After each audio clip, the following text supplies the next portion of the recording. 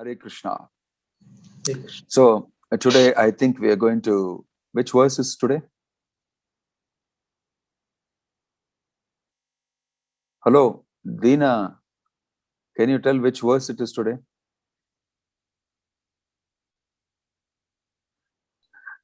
Nadhanam na janam na Nadhanam na janam na sundarīṁ. Oh, this is a very difficult verse. Oh, Almighty Lord, I have no desire to accumulate wealth. Really? Nor do I desire beautiful women. Really? Nor do I want any number of followers. Really? I only want your causeless devotional service, birth after birth. Ah. Are you praying this? How many people are chanting Sikshastakam quite often? Yes. So, do you mean it? I don't want money. I don't want beautiful women. I don't want any followers on Facebook or on this thing and anybody. It doesn't matter, whatever it is. Facebook na sayat, stri na sayat, dhanaṁ na sayat. I just want your costless devotional service, birth after birth. So let's talk about reality. And let's talk about what is our present situation, what we should do. Anyway, the point here first is introduction is that we are trying to understand the mood and the prescription of Lord Chaitanya in giving us the Sikshastakam. Because this is the only work he wrote. And he packed his entire teachings into this. Actually, Sikshastakam can expand in so many ways. The entire Vedic literature is inside the Sikshastakam. But we are doing one round of it in a very superficial, introductory way. And here it is mentioned, na dhanaṁ, na janam, na sundarīṁ. Kavitāṁ va jagad-īśa kāmaye, mama janmani janmanīśvare, bhavatād, bhaktir, ahaitukī, tvayi. What a brilliant composition. Just in one verse. Dhanaṁ means wealth. Janam means followers. And sundari means beautiful women. Kavitāṁ means also learning and education and all that. Jagad-īśa kāmaye, what people normally ask for in this world. Life after life, I only want your grace, your mercy, and the opportunity to do devotional service. So this is a wonderful prayer. We are trying to delve into the Sikshastakam, and we should keep the central focus is the holy name. And everything is, all these instructions are rotating, moving around the holy name. That's the central piece. Yani kani chapapani, around the holy name. Every day morning, I think you're doing Yani kani chapapani, brahma hatyadi kani cha around tulasi and watering tulasi. Right? So we should also chant the holy name and we should observe these things. This is going round principles. The holy name is the basis, the foundation. And Golokera Premadana Harinama Sankirtana. This sound is coming from Goloka. When we say sound, we should understand many things. It is not noise that we hear constantly. And it is not the type of sound that we know with our material ears that we hear. You know, we have sense organs and we have objects of the senses.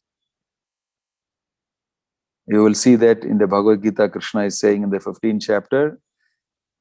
What is that chapter? Vishayan upasevate utkramantam itam sitam vapi bhunjanam va gunamritam. What is the shloka starts with? Around the mind is a group, the senses. Anybody knows that shloka? 15th chapter? I'm not getting it in my memory. It says that the senses are group, I think 15.2 3 or 4 or 15.6 something. I don't know, 16 or 6, I don't know. So there Krishna is saying that the senses and the sense objects have got a very close contractual relationship, right? And the sense objects will look for the senses. Sense organs will seek the sense objects. Sense objects are gross. Okay? The sense objects that we see, objects in this world. That's why it is mentioned, a beautiful woman, form of a woman, is very attractive to the eyes. Similarly, a good sound is very attractive to the ears. Sense of touch is very attractive to us. We want to run our fingers and our hands on something, an object, feel it. So sense organs and sense objects. Actually, sense organs are the gross organ that you see, the eyes and the ears. Today, I want to just talk to you a little bit about the ears. Object which you see here, ears. You must have studied eardrum and how it goes and the nerves inside and how it is connected and everything like that. Right up to brain, and sound signals go to the brain and etc. etc. They'll teach you in medical science. But this is the gross sense organ. You are not hearing through this. The sound vibration goes through this and it is conveyed to the brain, they will say, material scientists. Actually, there is subtle sense organ, subtler than this. That is what Krishna is saying is grouped around the mind. Mind is very subtle. And so there is a subtle form of everything. We have a subtle body, no? The subtle body has got all the organs in the subtle level also. So thinking, feeling, willing all occurs there. And there is ideas formation and what do you call? You call it in Sanskrit, I've heard this word, chitta akash. Your mind's sky, mental sky. And just as objects require space in this world for occupation, in the 3.4, Prabhupada describes, Devahuti is being told by Kapila about space. Gross objects occupy a space in this world which we also live in. Subtle objects occupy subtle space. For them also there is a space. That is called the Chitta Akash, mental sky. Similarly, the subtle organs are in that sky. You are experiencing a subtle aspect of sound. And all this is material, mind you. This you have not yet reached anything spiritual. Even gross sound that you hear has got a subtle form. And so also your sense organs are also got a subtle form. There, experience is occurring to you. Experience also has to be defined, but I'm saying there you are actually contacting the object in the subtle plane. That is where the real work is going on. Sense gratification is happening mostly in the subtle body. The gross is only has to be conveyed to the subtle. I think Giriraj Prabhu will be able to understand if I say that this is what is a famous mind-body problem. The Cartesian dualism. I think Ashwin Balaji also will understand, and maybe others who know about it will understand. At some point of time, they all thought that there's something called the physical world, and then there is something called the mental thing, mind realm. For them, everything else is classified into the mind. There's two things called physical and mind. No intelligence or false ego or spirituality and all that is given in the Bhagavad Gita. All that is clubbed into one. Spirituality, all these things is called something which we don't know, is called one range, one blog. Right? But you can understand that there is subtle sound. And anavriti shabdat. In the beginning, Christians will speak about the fact that in the beginning there was the word, and from the word came everything. Creation came from the word. And you will see in the creation chapter in 3.4, it comes from Shabda. Sound. Sky and then sound. That sound, original sound, is very fine. It is extremely subtle. It's not the gross sound that you're hearing here. From the subtle came the gross creation. So this is subtle matter we are talking about. Even in the subtlety of this world, subtle sound. When you dream, you also hear voices. But actually, if you see outside, nobody is talking. It's inside. You're experiencing sound, you're experiencing raga, you're experiencing this. So many things are happening inside. So, this famous music composer, Bach, B-A-C-H, and there's another guy who became deaf and he composed music. What's his name, Beethoven. He was deaf and he composed some of the best music. After I read the Bhagavatam, I understood how he could have done it. Because he was contacting the subtle material sound. It's my theory. And he was able to, without hearing the sound, he's composing, but he can't hear it. Can you imagine? He may be sitting on his piano or something and composing, but he can't hear it. But everybody else can hear it. It's a masterpiece. How is it possible? It's done on a subtle plane, is what is my theory anyway. But all this is material sound. But through sound, this creation is formed and you become entangled in the material world. It is through sound only you get out of this material world. That is the spiritual sound. Shabda Brahman. Golokera premadana harinama sankirtana. That harinama has come from the spiritual world sent by Krishna and it is descended here. It is not ordinary sound. It is not even the subtle sound that Beethoven heard. It is more fine than that. But you open your mouth and Hare Krishna, Krishna Krishna, Hare Hare, Hare Ram, Ram Ram, Hare Hare. You are chanting.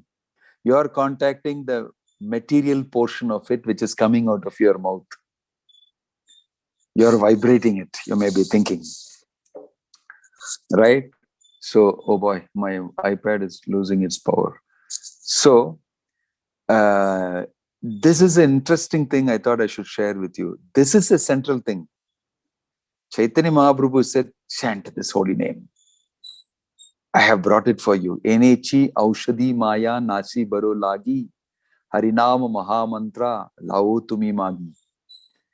I have brought this from you from the spiritual world. It is not all the noise that you are hearing in this material world, all the material sounds that you hear about various material objects.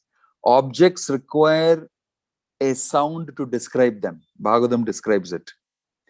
How do you understand an object? If I tell now, Gulab Jamun, it is the sound of Gulab Jamun I am conveying to you. It immediately formulates the image in your mind and your tongue starts drooling. Gulab Jamun, isn't it? So many things have happened just if I say Gulab Jamun. The sound of Gulab Jamun is so powerful. The subtle experience and the subtle sound creates saliva in your mouth, in your body, right? So, this sound can do wonderful things to you even in the material world. All material objects we use names. And the names are conveyed, the meaning is conveyed through sound. When I say gulab jamun, it is not only the sound gulab jamun, it is the meaning of gulab jamun that goes inside and creates saliva. Because experience is there from that, which is recorded inside.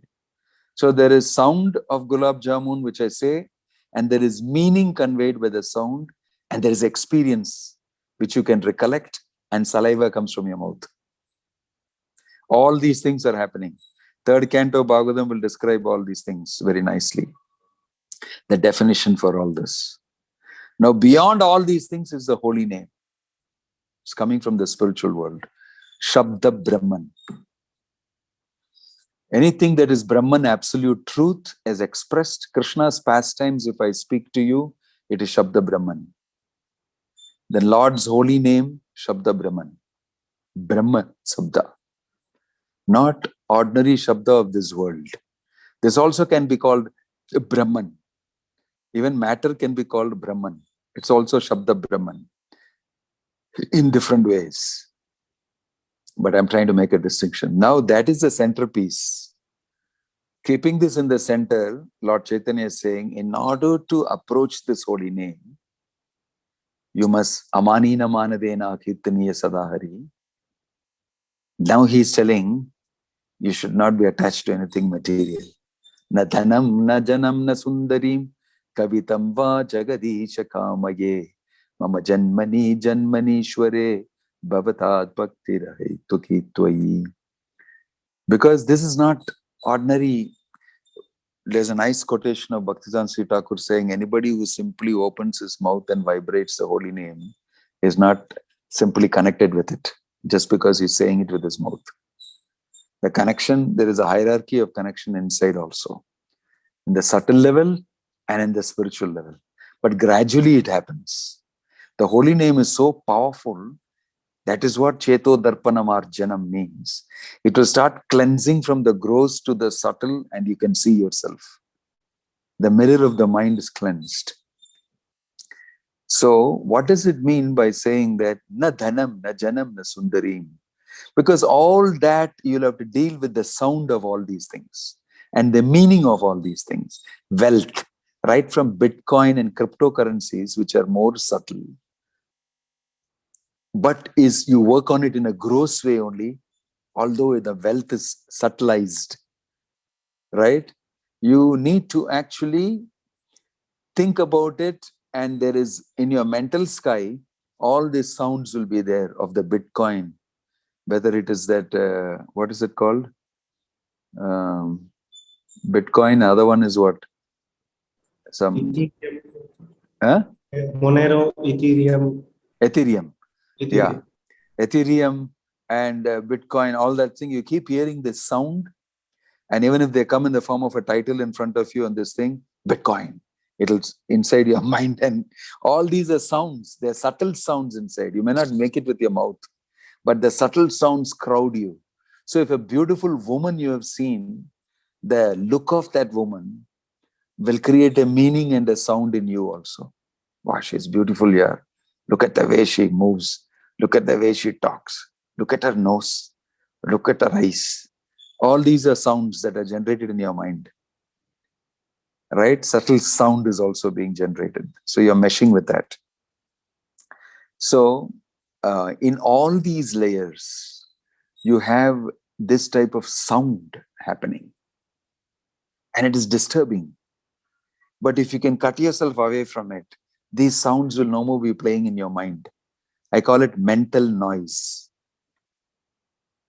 All this is noise because it is not absolute truth. It's relative world and to do with your attachments. Na dhanaṁ, na janam, na sundarīṁ. These are the three most important things everybody talks about, everybody feels about, everybody hankers, lusts, everything for it. For money, for women, and followers, for recognition. This is what we are into. So that sound constantly, and those thoughts create sound in the subtle body.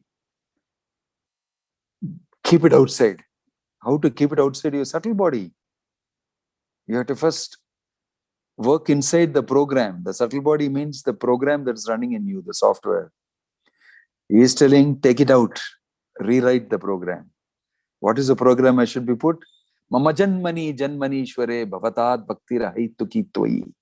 You write that program inside and cleanse this other program. Reload the program. You are a servant eternally of Krishna. You are not what you are thinking you are. And these objects and things which you are looking for and wanting to enjoy will never satisfy you. Rewrite. Na dhanaṁ, na janam, na sundarīṁ. He said, don't use this program, dhanaṁ, janam, sundarīṁ. That's what the program you're running on. Change it. Mama janmani, janmanīśvare, bhavatād, bhaktir, ahaitukī, tvayi. Very powerful statements, no? The Sikshastakam. Beautiful, so deep. Because everybody's mind is filled with thoughts in this material world. These are the thoughts that fill you, completely absorb and fill you. So, I will not speak too much today, but this is what Lord Chaitanya is saying. First, he glorified the holy name, Cheto Darpanam Arjanam Bhava Mahadavagni Trivapanam. And then he spoke about the Shreya Kairava Chandrika Vitaranam, Vidyavadum, Anandam Buddhivardhanam, Pratipadam Purnam, Ritaswadanam, Sarvatman, Param Vijete, Sri Krishna Chankitam. Then he spoke about Nam Nam Akari Bahuda. What is it made of? The Shakti of the Supreme Lord. And there is no rules and regulations for this because it does not come from the material world. It's not about Varnashrama and Vedas and everything like that. And then he says that you must amanina manadena kirtanya, must be very tolerant and patient. After that, he's telling now, na dhanaṁ, na janaṁ, na sundarīṁ. Because that will only help you to be amanina manadena. One who has any material possessions or is anchoring for material possessions will be very puffed up. He can't be humble. It's impossible for him to be humble, right? So these are simple things that Lord Chaitanya is stating, and they are fundamentals of material life. But we will find it very difficult, and maybe we will even struggle how to perform and how to actually take advantage, right? So he's telling na dhanaṁ.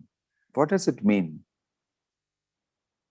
What is of value to you is what is dhanaṁ, material value.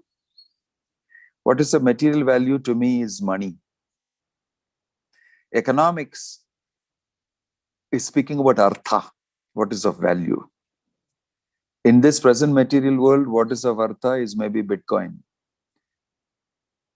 or it is money.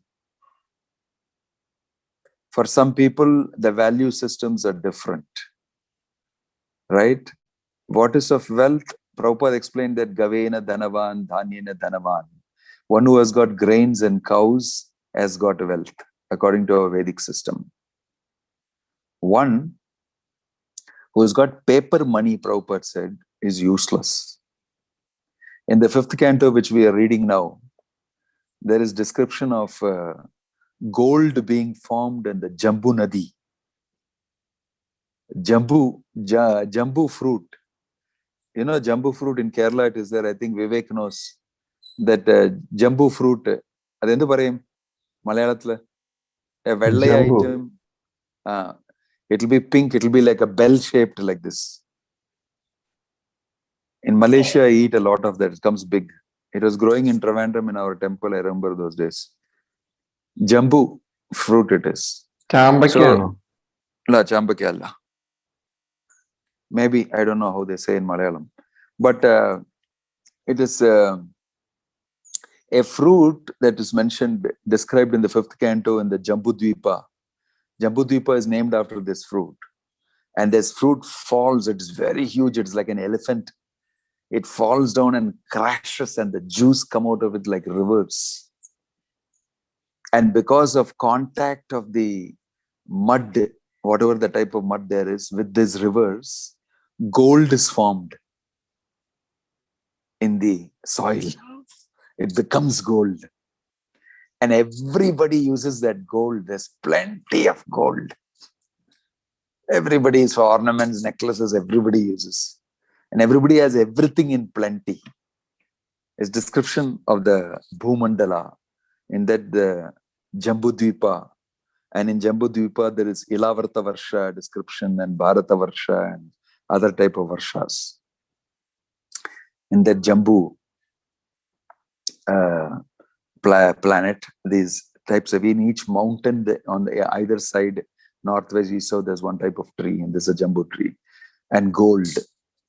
And everybody uses the gold to make necklaces, ornaments, vessels, plates, this, everything. It's very pure, it's very much recommended, is used. And Prabhupada explains in that purport.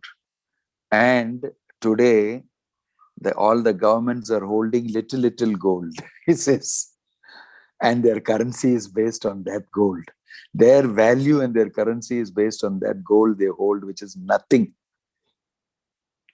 compared to what is available in previous times. Right? So value is very less even in terms of gold. Gold was lying everywhere. And Arjuna is called Dhananjaya because of that. Arjuna is called Dhananjaya. It's very interesting, these things. So you will see that gold is of great value. And they had plenty of gold available. Plenty of gold available.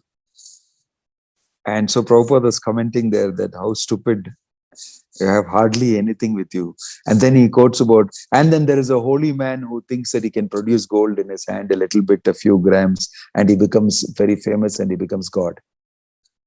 Prabhupada says, using the gold, he becomes so much value. But this is what people go for. Dhanaṁ, gold, money, value, because I can get sense gratification with that. And people want many followers. They want to be popular. Being popular is being fed into everybody's mind now because of social media. Popularity doesn't mean that the person is speaking something sensible or doing something sensible. Popularity simply means that people vote for you for something that you do. But people vote for people for all sorts of things. Popularity doesn't mean, it means you are sensible. Of course, sensible people are also popular amongst the sensible people. But the mass of the people have popularity criterion on the basis of not sensible things alone. And most of the people get popular very easily because of foolish people who vote for them. Our whole country runs like that only. You see the electorate and the polls and the franchisee, how it is exercised. How the politicians exploit people who have no information and knowledge, who are foolish and have numbers on their side. The game of numbers is played. So very rarely that is why Prabhupada said democracy is democracy. Because he said these people who don't know anything are going to select their leader by the exercise of their franchise. But people who know everything should be the persons who will select the leader. So he said monarchy, the Brahmins select the king. The Brahmins are a very thin percentage of the whole population. If you describe the whole population, most of them are Shudras and Vaishyas as the next population, and Kshatriyas are thinner. The Kshatriyas are thin and the Brahmins are thinner in the whole level. So you can imagine how it would be that the Brahmins would elect who is the best leader. They know because they are very well educated. But to have people select their leader, without actually having any information on what is right and what is good.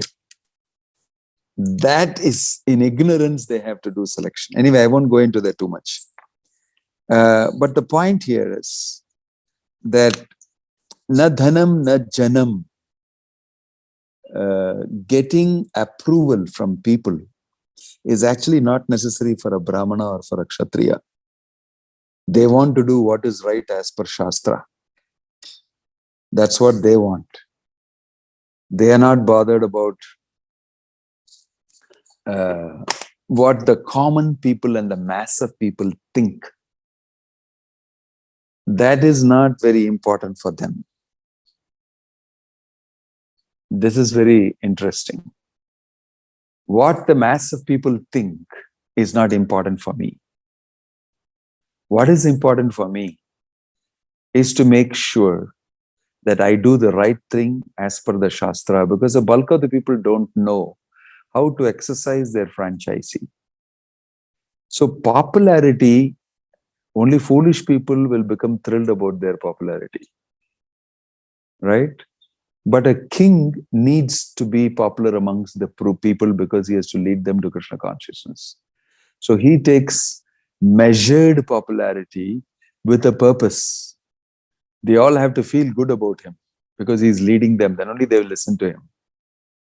So all these factors together, it's not that Prabhupada did not appreciate the fact that he's being appreciated by so many people and they're following him. For him, it was a different type of success. So many people are chanting Hare Krishna. Very good. Make the movement popular. Put it in the news. Go up to every interview. And he was doing things in a different way. He wanted to be popular so that people will take up his teachings. So there are different ways to look at popularity. But mostly in this world, people look at it for material purposes of sense gratification.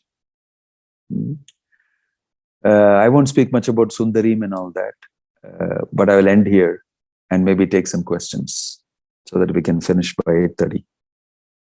Om Tat Sat, Hare Krishna. Cheppandi.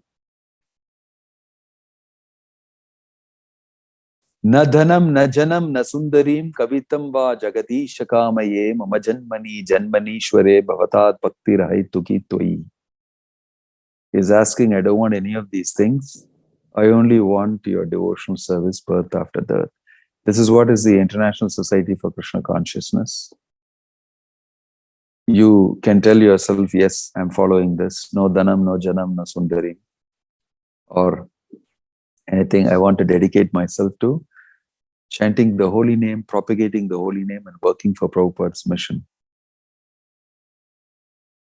So this exactly can map it down to the International Society of Krishna Consciousness formed by Prabhupada. Now, because we want dhanaṁ, janam, sundarīṁ, and because we know this is correct what Lord Chaitanya is saying, but we also want it, we will start rationalizing and producing new philosophies between these two. We'll marry these two in different ways and rationalize it and bring newer and newer arguments and philosophies. That's why I like these Slokas, because they explain what is needed to actually achieve prema of Krishna, uncompromisingly stated in the Bhagavatam and by Lord Chaitanya. Lord Chaitanya is completely stating the Bhagavatam philosophy only. In Bhagavatam, they beat you with this. Shukadeva Goswami will speak about grahasthas like nothing. My gosh. And then Prabhupada will add on to that and relate it in terms of what's happening now. And then he will also beat you with that. Na dhanaṁ, na janam, na sundarīṁ. That's why nobody likes the Bhagavatam so easily. They don't go near it because it is what you say in Tamil, pachaya unmaya solradu. In raw truth, it says. So what people do is they rationalize it and produce something that is called varnashrama. Before you rationalize it, varnashrama is already done. It says, and the philosophy, it's already available here. You enjoy your material life. We understand practically. Krishna understands practically. I know it's difficult. We are stuck on that paste. So add this to your life and be restricted. Have boundaries for material gratification and let it lead to Paka spiritual life. That is Varnashrama. Mix. That's why when Ramananda Rai told what is the best way to this thing, he said Varnashrama. He said, Eho Bahya. Age. That is very external. Speak further. First thing he said is Varnashrama, and he rejected it. Lord Chaitanya said, no, speak further. That is very external. Right? So, but most of us are fit for Varnashrama. Almost every one of us.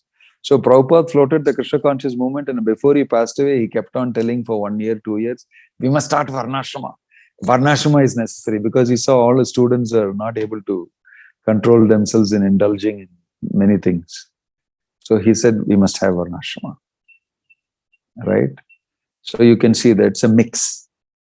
So in that mix, you have various philosophies, which Krishna rejects in Bhagavad Gita.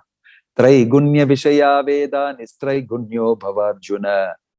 He says, climb above it. That's all meant for people who are stuck under the three modes. This does not mean that I am above the three modes because I am speaking and because I am a sannyasi. Don't think like that also. Things are promoted in the material world in the Varnashrama system so that we have force to occupy that role. Then only you will do it. Otherwise, you will not do. Nobody will get out of this world, out of detachment. You will be forced to detach, mostly. Right? So that's the way it moves. So rationalization of different philosophies will be there. But the Bhagavatam speaks about Shuddha Bhakti. Lord Chaitanya spoke about Shuddha Bhakti. Because somebody should come and speak about the topmost thing. And so all of them get how they get relativized based on the topmost absolute, what do you call, fruit that you get. Okay? Right. I'll stop here. You had a question. Maharaj. Maharaj, actually, you were speaking about subtle sounds from inside. Yeah. So, is it that it is not only chanting on mouth mechanically, that we should also engage our mind in chanting the holy name while doing our Yes. job? Yes. As you keep increasing in your capacity to chant, you'll be able to chant in the mind. I heard from Guru Maharaj that Haridas Thakur chanted 3 lakh names a day, it's mentioned, no? He had chant for 24 hours.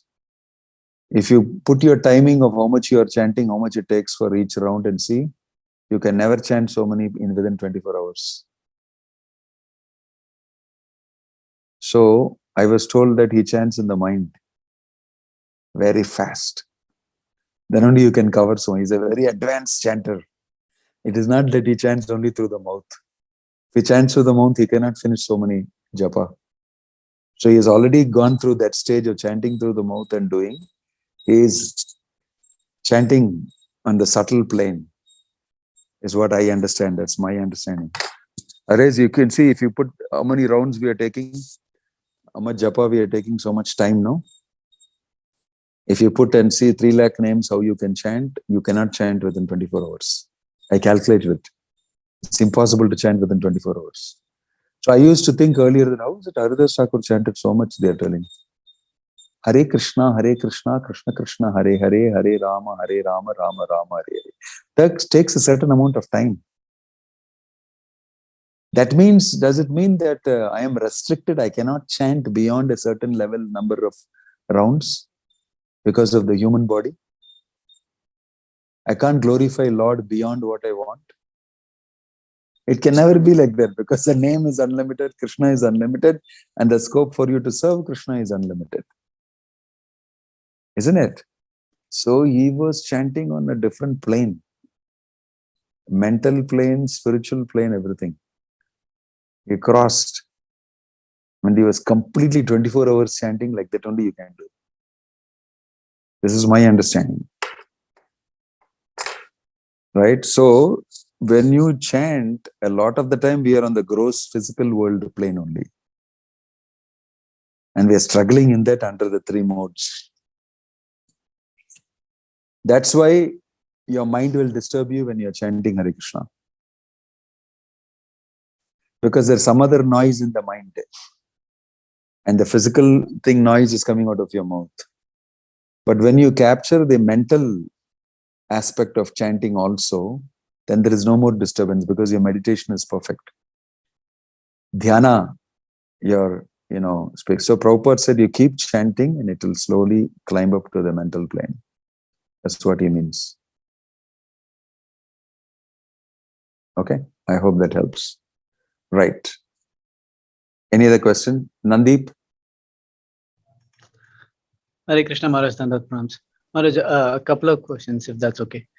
So the first one is, today's science talks a lot about vibration and frequency and how our thoughts and feelings carry a vibration frequency, and whatever you vibrate will be deciding your course of journey. So this way, they say that feelings like guilt, shame, remorse gives low vibration and puts you in a very bad state of being. So if I just apply this to our the mood of a devotee, wherein if he feels that I'm a sinner, I've rejected Krishna and all that. So this is similar to shame, remorse, guilt, and all that. So that law doesn't apply here. Is it my right understanding that doesn't apply here because this comes with the transcendental realization that I've wronged my constitutional position? Well, we don't say what the modern guys, medical guys say, because for them everything is oriented towards sense gratification, and they have a lot of physical understanding of this world only, matter and everything. They have not climbed into other understanding, but they're all very thoughtful people, and they know there is something going on the other subtle plane. Like I told you, Descartes is talking about the mind, this thing, he understood that very well. They all know all that, but they are empirical and rational, and therefore they cannot accept knowledge just like that, like we are doing, without, you call that, we're taking, directly the whole Shastra and saying, yes, this is it. Now we are going about realizing it. We know the axioms already. We know the absolute truth in theory already. Then we are going around and executing it and realizing it. But for them, they propound hypothetically something, and that keeps in flux always. Their axioms are in flux. Our axiomatic truths are not in flux. They're already fixed. I know Giriraj is going to say a lot of things about this, maybe. But I'm making this my little realization that they have a fluxy, constantly in flux axioms which they propound. And it's all done intelligently. I'm not saying it's not done. It's done rationally, intelligently, based on what I have with me and what I observe and experience. Okay. So they have a different epistemology through which they come to the truth. And you accepted already the truth from the Veda and you come to this. So therefore, what they say will contradict if you mix it with this. That epistemology and that arrival at that particular point of axiomatic truth is different from what. So don't mix these two things. They don't marry each other very well. So the way I will look at remorse and guilt and all that is purifying. It is necessary. You should purify yourself. You should feel remorse. You should feel shame. But not that you overdo it to such an extent you become mental and you become a patient. Remorse and guilt should be there and you should do something about it. You should change. Bharata Maharaj felt remorse and guilt in the body of a deer. Because what a stupid thing I did. And he was in the consciousness of very high consciousness inside the body of a deer. So it was excruciatingly painful for him. It's a punishment. He felt very much, and he rose back as Jada Bharat. He came with 10 times more force, and he got liberated and went back to Godhead.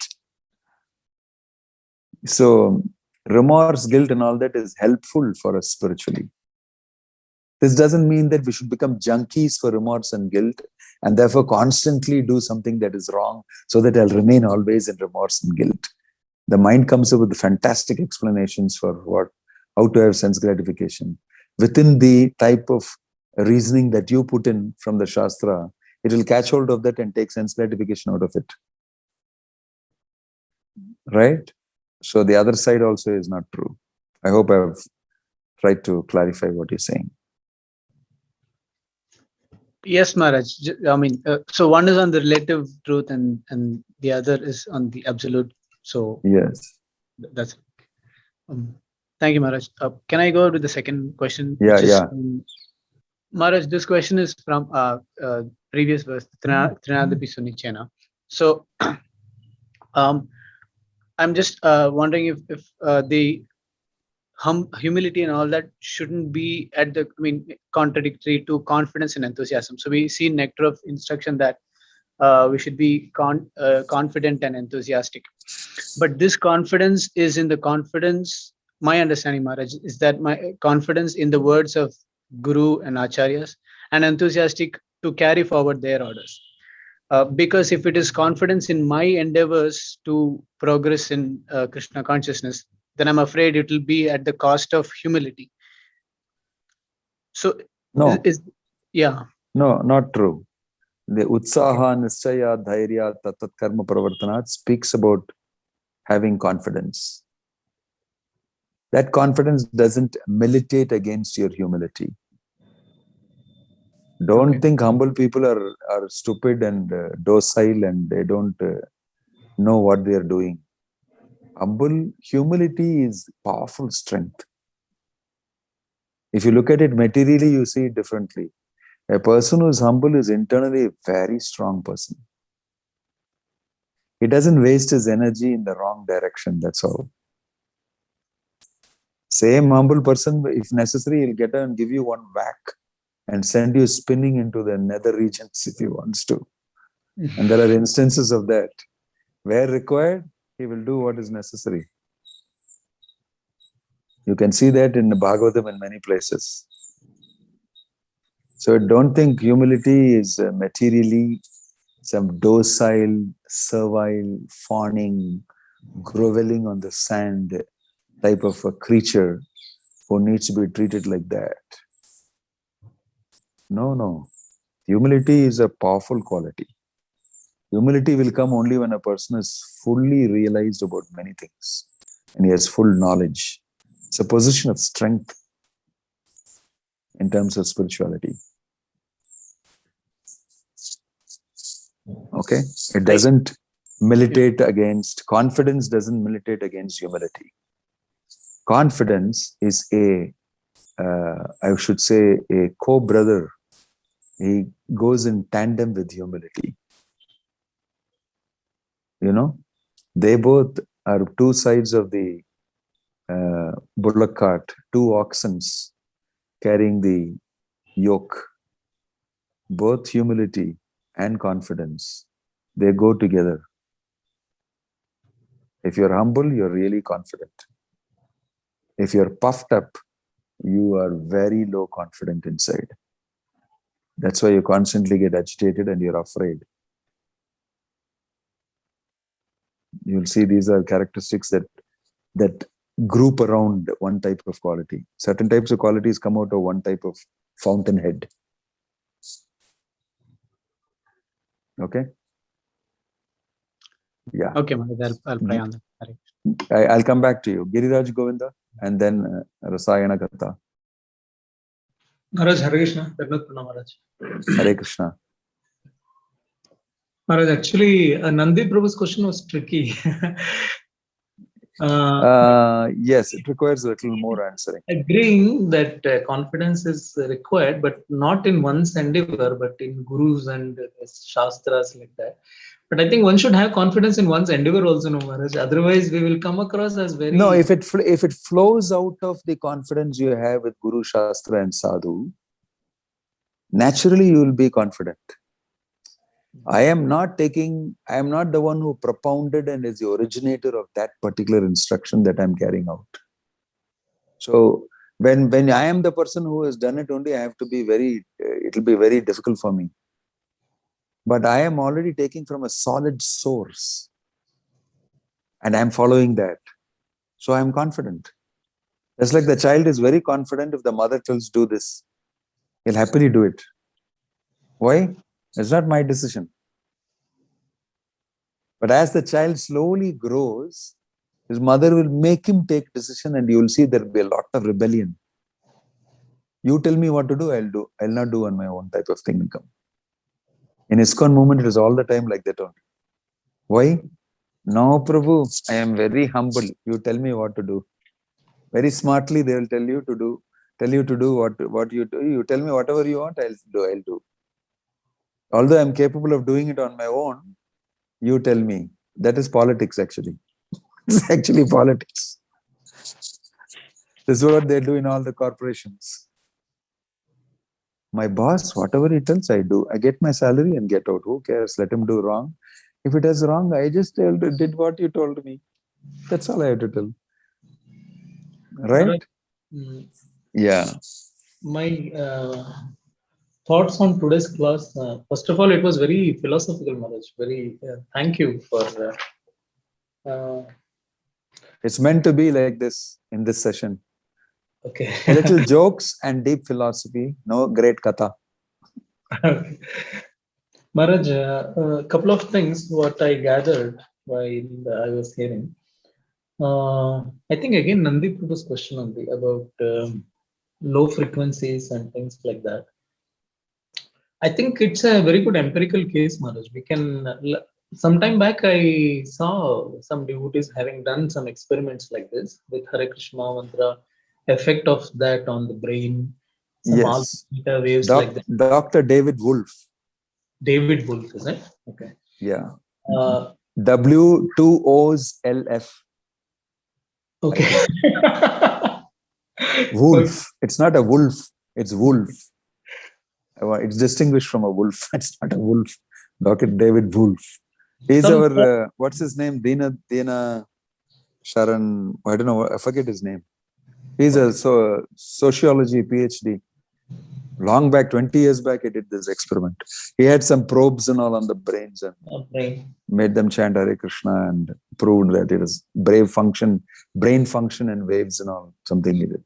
So in this line, Maharaj, actually, somehow we can, if it is found that chanting can actually change a person's DNA, where, you know, a cancer can be cured, because now what people are telling is some chronic diseases and, you know, mental anxiety and other things are actually built in one's DNA. So certain section of genes, if we can actually alter using chanting, that I believe in that already.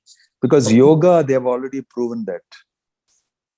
For yoga, they have already done this type of effects on the gross body and clear indications of change.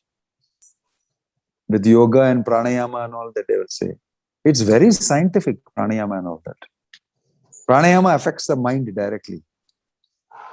That is Descartes will get very thrilled with this. That by breathing, I can affect my mind. Also, by a physical exercise of breathing, I affect my thinking. Also, this idea of chitta akasha, I like that. I was always skeptical, this Haridas Thakur thing. I was thinking it's some fancy story told to encourage people's liking in chanting.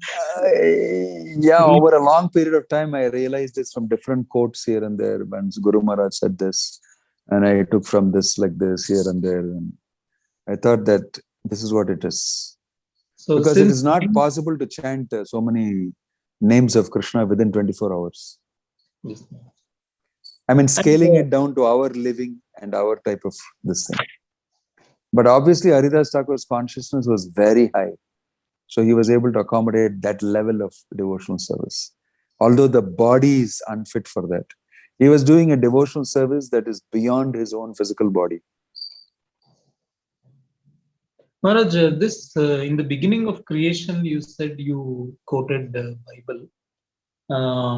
Let there be in the beginning was a sound. Yes. Also, when I heard it says in the beginning was a word, the word of God. Yeah, they call it the word. Word. So I remembered even for Prophet Muhammad in the cave, Angel Gabriel appeared to him, and that was it said speak. I think speak was told. And also for Moses, God spoke the 10 commandments on that Mount Sinai. So I felt some correlation between all three. Yeah, although they say he spoke it, we only know that is the way he must have expressed it. But he must have had something more than just voice that he heard. He must have had an experience of the sound. You know, it's not only that he heard through the ears. Because when you say he spoke, then we say I heard through my ears. He must have had an experience of Shabda Brahman sound. If the Lord speaks, no, it's not ordinary voice. It's not ordinary sound. Maharaj, actually, I have one question. How sound can ever be material? For example, how light can be material? These are all so fundamental physical things. So, So, what do you mean? What do you mean by what other thing is there apart from material? No. Say, for example, can you say color is a material thing? You can't say, right? Because it's such an abstract thing. So, sound, light, color, these are all abstract entities. How we can say that it is material? No, it depends on what you are now defining material as in your mind. You define what is material now to me. What you see physically through your senses, what is perceived, objects, and the world around you. That is material, no? No, I'm talking in this philosophical sense only, that in Krishna consciousness, when do we say something is material? When it is detached from Krishna and when it is centered around our sense gratification, right? And anything You are minus right. is material. Yeah, you are right? right. Because in the Bhagavad Gita, Krishna is saying, everything emanating from me, material and spiritual. Buddha bhava samanvita. One who understands it this way, he is intelligent. You know that Sloka, everything material and spiritual coming from me. So Prabhupada is saying, actually, how can anything be material? Because it's coming from Krishna. My understanding is, in the second canto, the Chatushloki Bhagavatam will say, Rite, what is it? Na pratiyeta chatmani. Krishna is telling Uddhava, telling Brahma, whatever you see and perceive in this world that is not connected to me doesn't exist. It is Maya. It's illusion. He made this statement. It's a powerful scientific statement. You can research on this. Don't use the word Krishna, don't use the word God, but is a reality statement he's making. Whatever you see not connected with me is not existing. There's no existence at all for it. So that is a definition of material coming from Bhagavatam. When the conditioned soul, Krishna bhuliya bhogavancha kare. Forgetting Krishna, he comes to enjoy matter. The prerequisite for enjoying matter, you have to disconnect with Krishna. Then only you can be in illusion. That's why it's called yukta and ayukta. Krishna is explaining in Bhagavad Gita. What beautiful explanations Krishna gives. Amazing. Each one of them you can study philosophically for so long. He says that ayukta kama, he keeps saying about ayukta. And he says, ashantasya kutasukam. What is that shloka? Nacha yuktasya bhavana. Anybody remembers that first shloka? First line? I'm forgetting these days. My head is filled with all structural details of that beam and this altar and that and this. What is that shloka, Baba? All you Bhakti Shastri students, Devapati, you don't know the shloka? Ashantasya kutasukam. If you're not peaceful, how can you be happy? Nasti bhukti ayuktasya nacha yuktasya bhavana. Very beautiful. There is na asti buddhi ayuktasya. One who is disconnected, he cannot have intelligence. Nasti buddhi ayuktasya. Right? So Krishna is speaking about this. If you're disconnected, you cannot be in reality. You'll be in the relative world. So using that, you can understand many things. It is just that these people don't want a physical God and a personal God and a personality and all that. But we have to explain things without, the philosophy is this matter and spirit and reality. My feeling is that even reality, even material life and matter in the material world also, we don't so nicely see it fully. I mean, we don't perceive it fully. To do that, you have to be one of these munis and sages.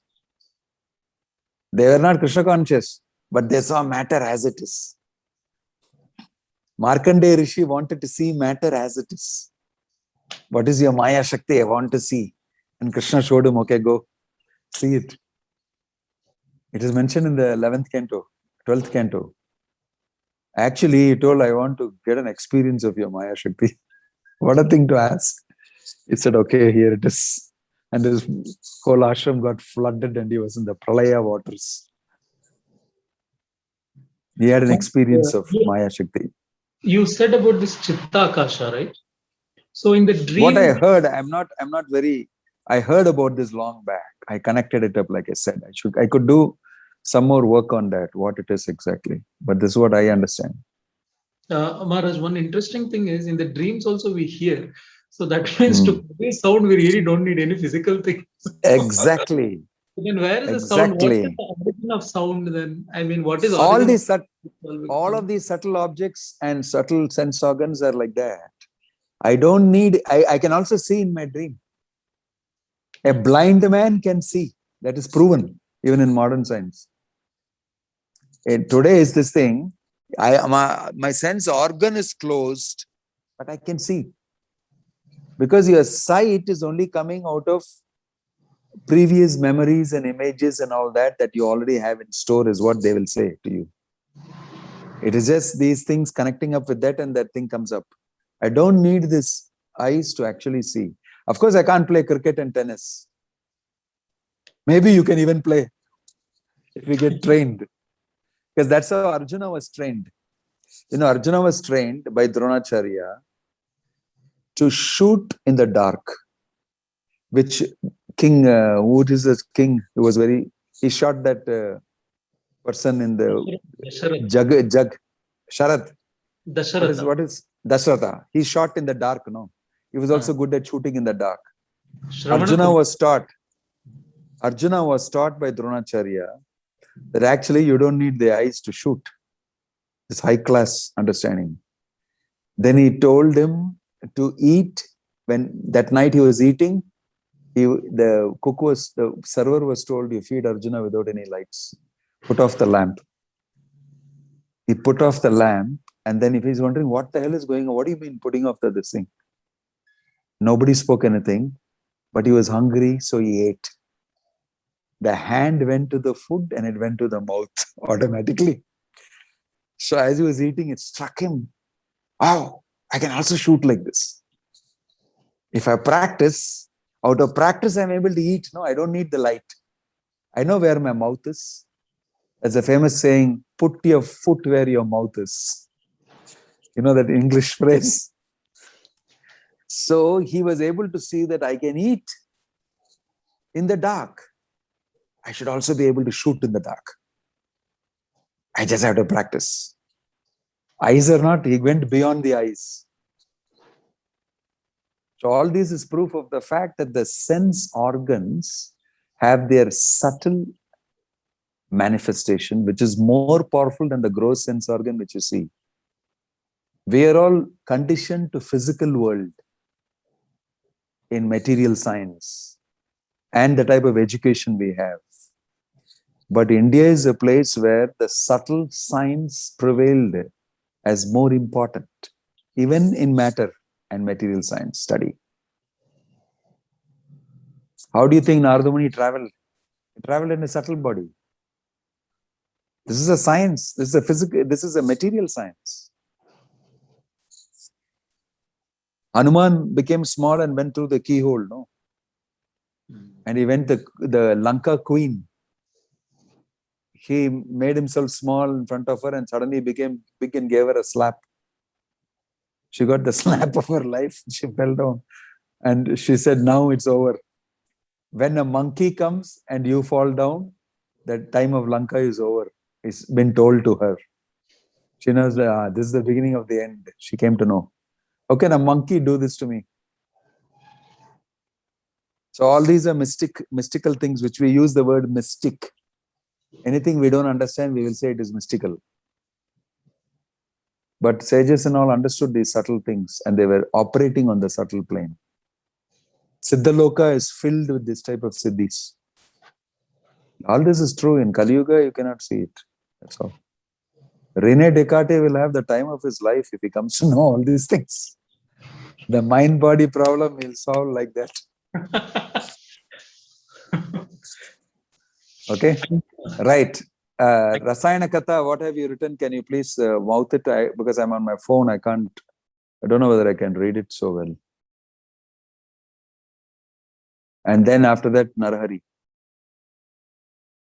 And then after that, we go for breakfast.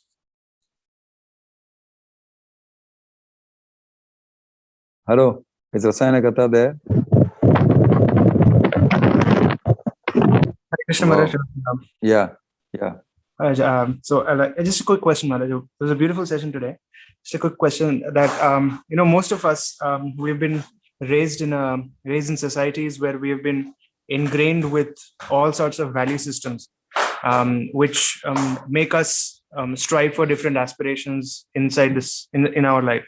And we talked about today in relation to dhanaṁ.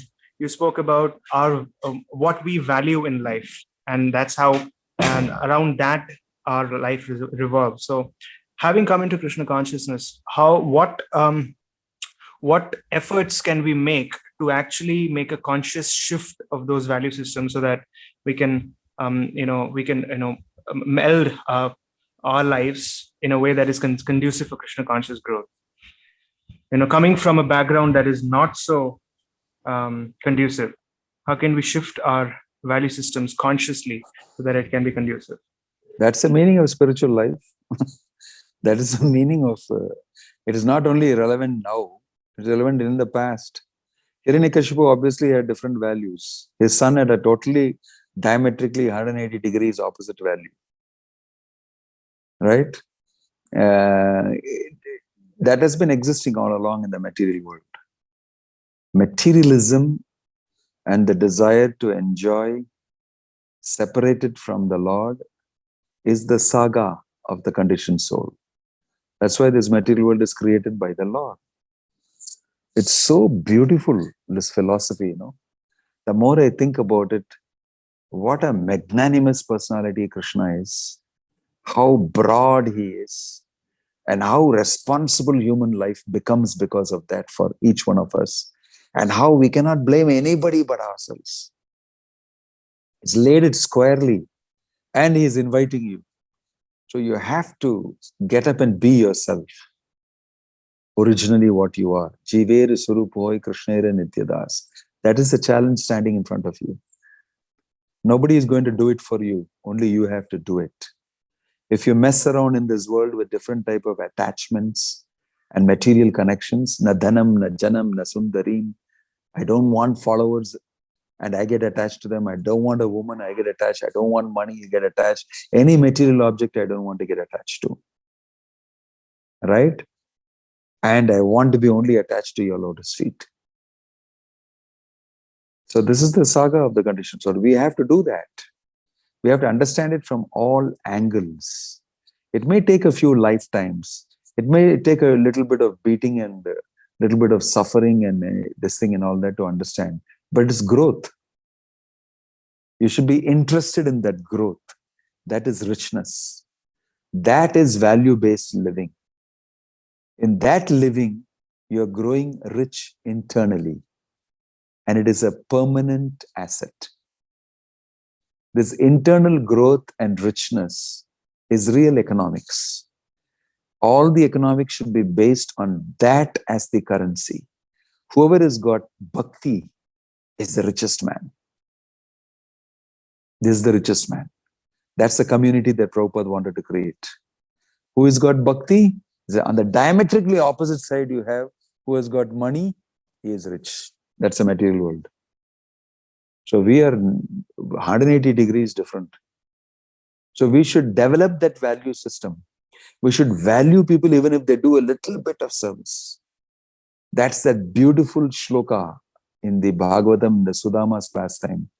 Kinchit karoti uruvapi swadattamatram falgu api bhurikari mayopanitam pritukaika mushtim. What a beautiful shloka it is.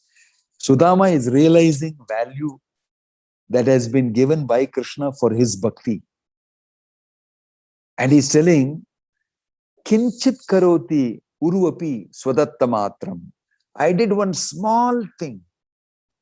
I got 3 mushtis of flat rice, which I did not want even to give it to him because it's so old and stinky and dirty.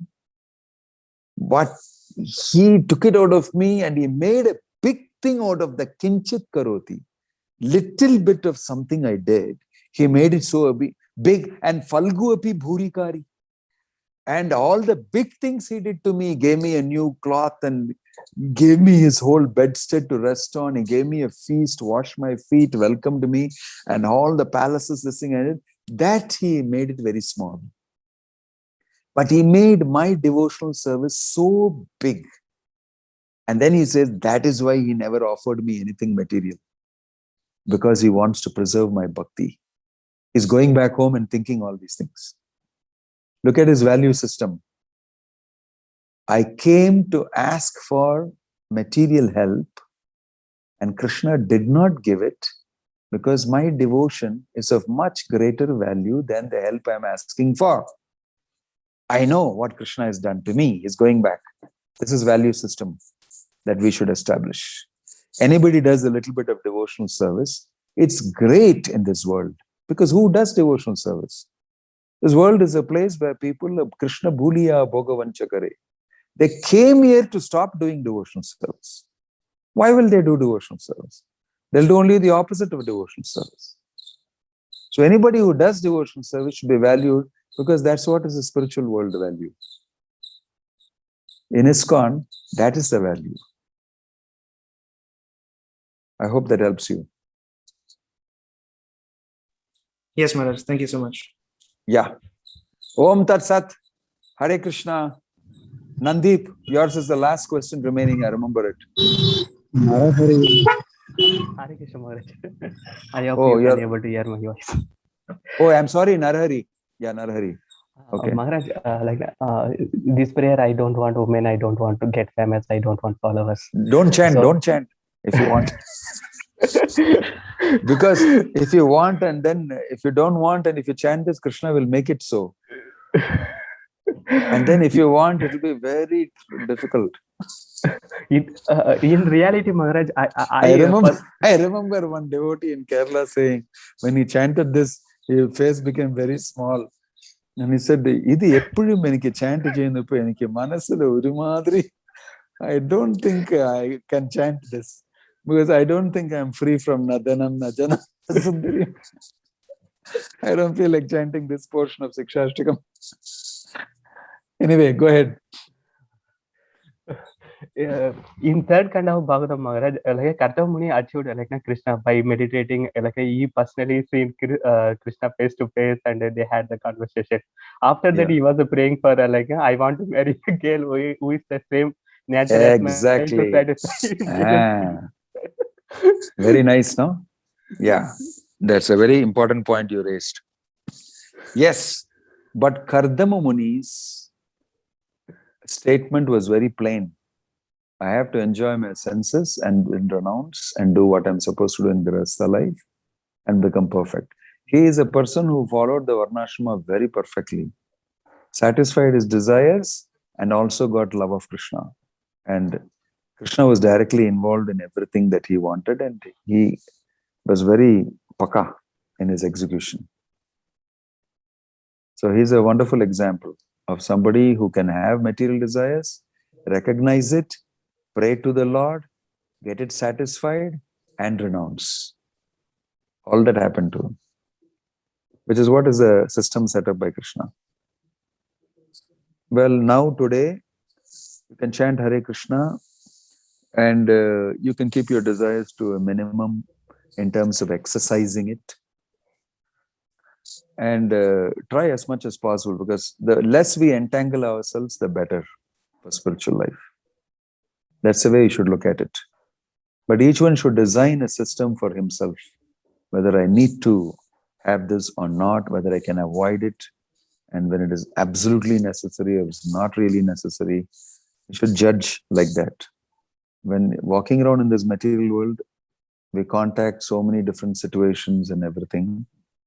We should try to use everything in Krishna's service. And for our gratification, we should be very limited and careful. But for Krishna's service, we should greedily accept. That's okay. Okay? Yes, Maharaj. Yeah. Right. Okay, Nandeep, you have a last question, you said. Hare Krishna. No, Maharaj, that was the first question that I already asked. I mean, the second question. Yeah. All right. All right. Okay. Thank you. Hare Krishna. Hari Bol. Have a